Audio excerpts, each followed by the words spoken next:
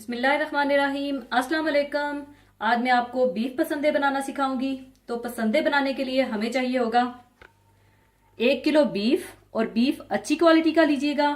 इसके आप पार्चे बनवा लें, इस तरह से पतले पतले पसंदे बनवा लें, और पसंदों के ऊपर आप छुरी की मदद से हल्के हल्के कट्स लगा लीजिएगा क्रॉस करके, क्योंकि इसका फायदा ये होता है कि गोश्त फोल्ड नहीं होगा, रोल नहीं होगा, या गोश्त अकड़ेगा नहीं, और गोश्त मैरिनेट भी अच्छे से होगा। और तेल 3/4 कप, दही 1.5 कप, खसखस भून कर पिसी हुई 3 टेबलस्पून। और यहां पर मैं आपको एक ऑप्शन भी देती चलूं, अगर आपके पास खसखस नहीं है तो आप इसकी जगह भुने हुए चनों का पाउडर या बादाम ब्लांच करके पीस करके भी डाल सकते हैं।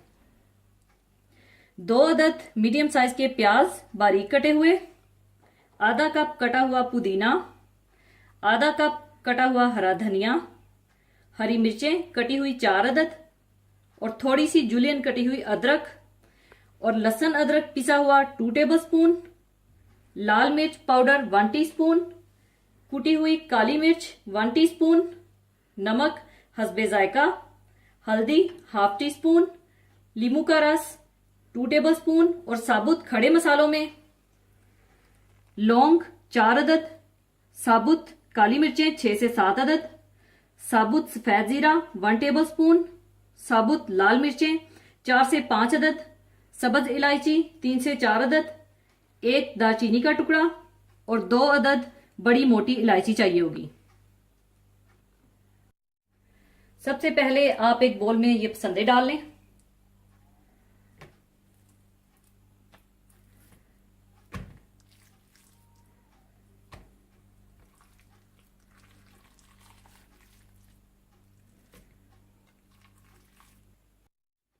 इसमें आप लाल मिर्च पाउडर, कुटी हुई काली मिर्चें, नमक, लेमन जूस, हल्दी, पिसी हुई खसखस, पिसा हुआ अदरक लहसुन, और दही डाल दें, और इसे अच्छी तरह से मिला लें।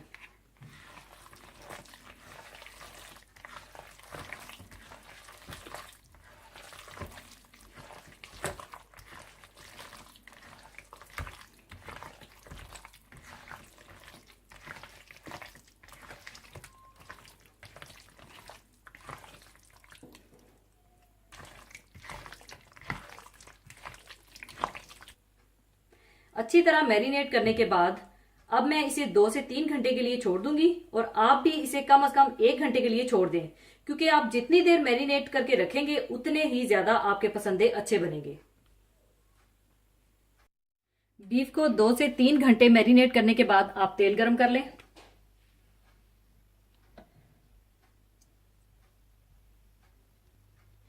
इसमें आप कटे हुए प्याज डाल दें,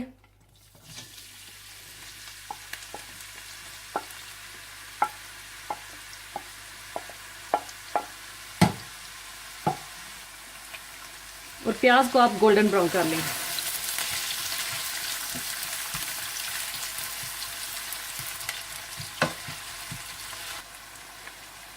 इसी दौरान आप इसमें साबुत सुर्ख मिर्च, सब्ज इलायची, दालचीनी, बड़ी इलायची, लौंग, काली मिर्चें और साबुत जीरा डाल दें, और अच्छी तरह से मिला लें।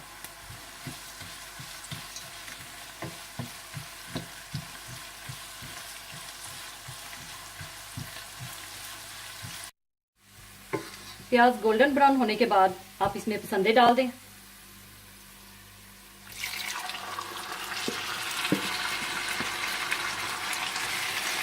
और अच्छी तरह से मिला लें।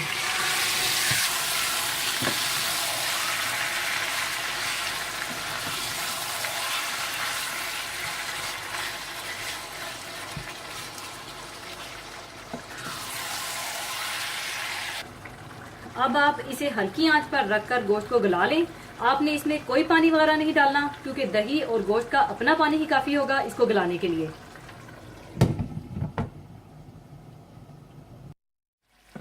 जब गोश्त गल जाए और पानी इसका खुश्क हो जाए तो आप इसमें कटी हुई जुलियन अदरक और हरी मिर्चें डाल दें और अच्छी तरह से भून लें।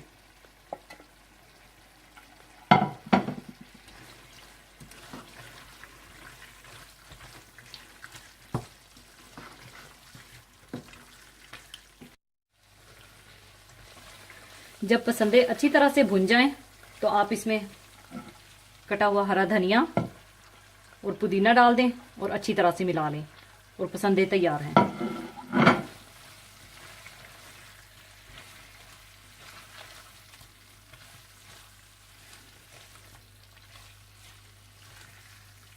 और अब इन्हें मैं डिश आउट कर लूंगी।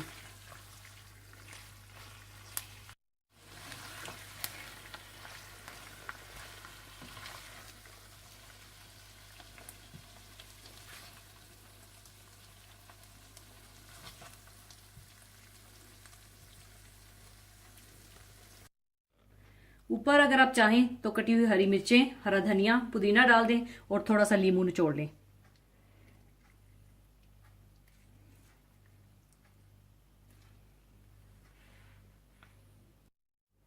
लीजिए, पसंदे तैयार हैं। जरूर बनाइएगा और दुआओं में याद रखिएगा। और जाने से पहले एक हदीस पाक शेयर करना चाहूंगी।